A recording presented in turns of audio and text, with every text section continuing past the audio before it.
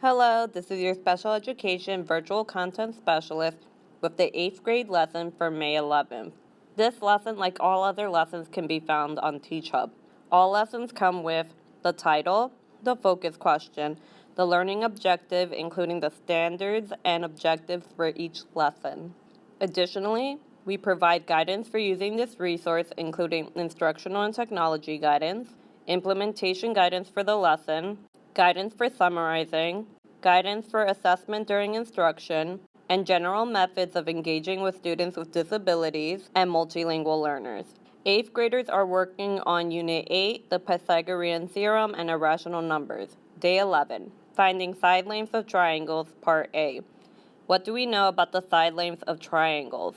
The introduction asks students which one doesn't belong. In order to support students with disabilities, provide processing time and provide the images in a larger context to students who benefit from that extra processing time to review prior to the implementation of this activity. Additionally, to help develop expressive language, you want to eliminate barriers.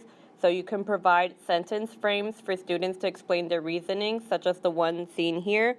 Triangle blank doesn't belong because blank. Answers will vary among your students, but sample responses include triangle A because it is the only one that is upside down, where the base is not on the bottom. Additionally, they can say triangle A because it is the only one that is isosceles. Triangle B because it is the only one that isn't a right angle. Triangle C because it is the only long skinny one. Triangle C because it is the only one that doesn't have a side length of 5. Or triangle D because it is the only one where all 3 side lengths are whole numbers. In particular, if no student brings up the fact that triangle B is the only one that is not a right triangle, be sure to point that out because that will be important for the remainder of the lesson. For the Explore, students are going to be asked, how could we find the value of the side lengths in this triangle? If students are having difficulty, remind them of the strategies we used when squares were tilted. Otherwise, have students work in groups so they can discuss their strategies and then write down their strategies on here for everyone to see. Then you should ask students, how do the added squares help to find the length of the side and what is the value of each side length? Students should have found in their discussion that the side lengths are 3, square root of 10, and 5. Again, this directly reflects work students have previously done for finding the length of a diagonal on a grid. Students may point out that for the side that is not diagonal, the square is not needed.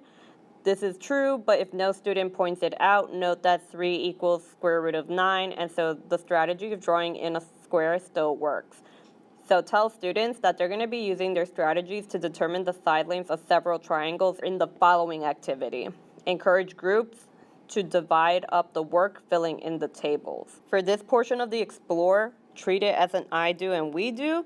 That way students can focus on doing the last 3 triangles by themselves or with their peer tutors. For a triangle DEF, you want to point out that the side lengths for all 3 of those triangles are 2. The side length B for each of the triangles are square root of 2, 1, and square root of 5. The side length C for each of the triangles is square root of 10, square root of 5, and square root of 5. When you square them, it becomes 4, 4, 4 to 1, 5, and 10, 5, 5.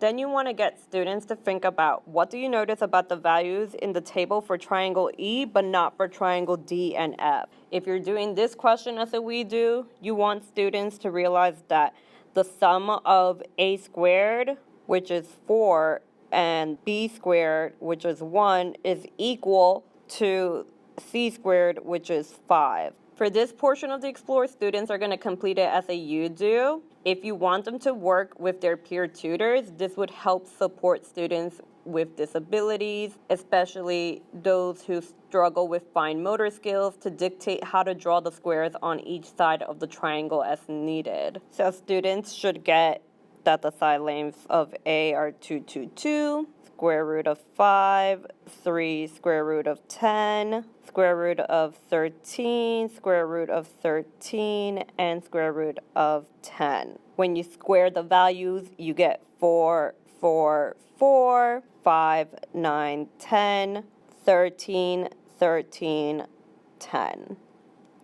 And so students should also realize in their discussions that the sum of a squared, which is 4, and the sum of b squared, which is 4, equals c squared, which is 8.